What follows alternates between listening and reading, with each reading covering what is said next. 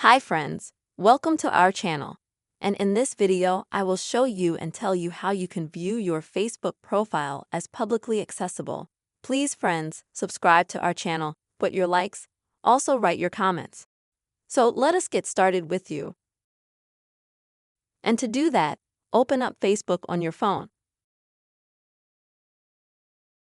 And I will say that a lot of us from time to time have this desire to look at our page, like from the outside, how it looks, maybe fix something in it. And it's really cool that Facebook provides that opportunity. So before you do that, you have to go to your profile by clicking on your image at the top. Next, click on these three dots next to the words Change Profile. If you have slightly different settings on Facebook, on your phone, you might have those three dots at the top. So you click on the three dots, then you find the View section. And after a few seconds, you can see what your profile looks like through other people's eyes, so to speak.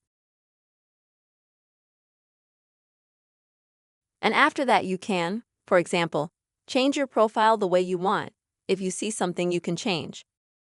Friends, that's the simple way you can see your Facebook profile from the outside looking in.